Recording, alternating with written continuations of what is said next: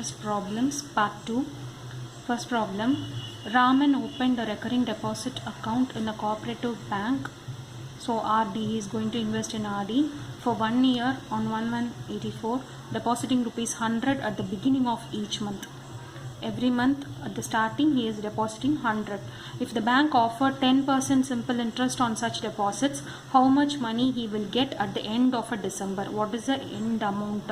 What is the future value of RD? அப்படின்னு கேட்டிருக்காங்க.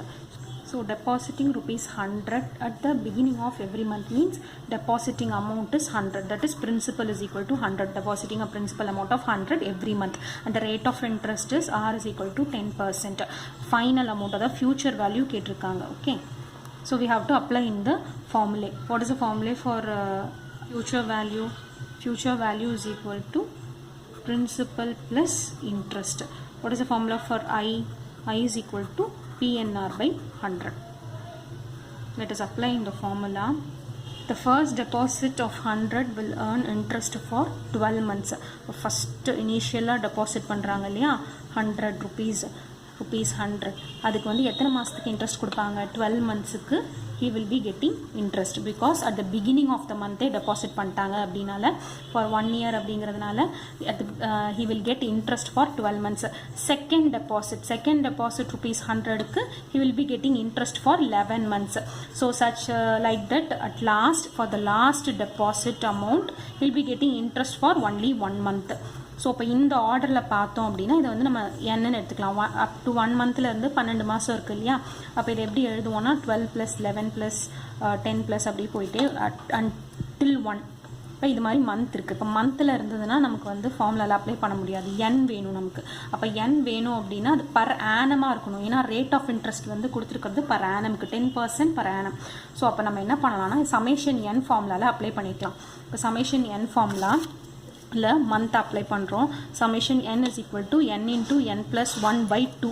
அப்போ இந்த இடத்துல n வந்து 12ன்னு வச்சுக்கிறோம். அப்போ 12 into 12 plus 1 by 2.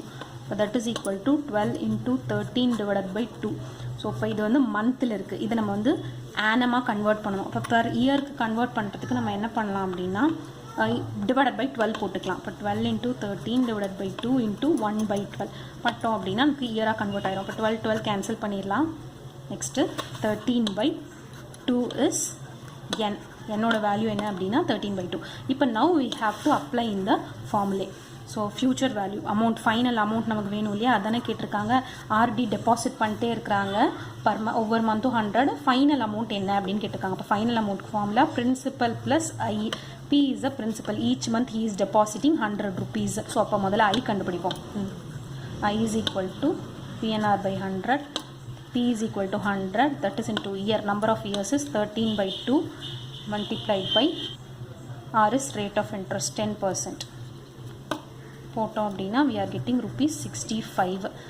Interest rate per month is interest rate is 65 rupees. இப்போ இதை வந்து நீங்கள் இதோட ப்ளஸ் பண்ணிக்கோங்க. பிரின்சிபல் ப்ளஸ் இன்ட்ரெஸ்ட் தானே. அப்போ இன்ட்ரெஸ்ட் கண்டுபிடிச்சிட்டோமா? இப்போ principal 100, interest is 65. Principal is for 12 months.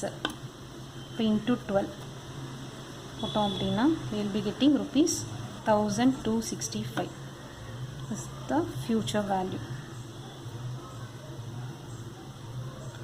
Principal is 100 for every month, so into 12 plus I 65. A borrowed a sum of rupees 3150 from B and agreed to repay the sum. So sum lent is 3150 and he agreed to repay it in 10 monthly installmentல repay பண்றாங்க 3150. எப்படின்னா ஒவ்வொரு மந்த்தும் 315 each 315 rupees and the interest at the rate of 10% per annum. So என்னெல்லாம் கொடுத்துருக்காங்க அப்படின்னா rate of interest கொடுத்துருக்காங்க. R is equal to 10%. Instalment அமௌண்ட்டும் நமக்கு கொடுத்துட்டாங்க. each month he is paying 315 installment and sum lent அதாவது borrowed amount வந்து 3150. Okay. So இந்த இது மட்டும்தான் நமக்கு இருக்குது டேட்டா. ஸோ அமௌண்ட் டியூ கண்டுபிடிக்கலாம். ஒவ்வொரு மந்த்தும் அமௌண்ட் டியூ எவ்வளோ இருக்குது அப்படின்னு சொல்லிட்டு. இப்போ ஃபஸ்ட்டு மந்த் இனிஷியலாக ஃபஸ்ட்டு மந்தில் எவ்வளோ டியூ இருக்கும்? எதுவுமே கட்டியிருக்க மாட்டாங்க ஃபஸ்ட் மந்தில். அப்போ ஓவரால் டோட்டல் அமௌண்ட்டும் இருக்கும் 3150.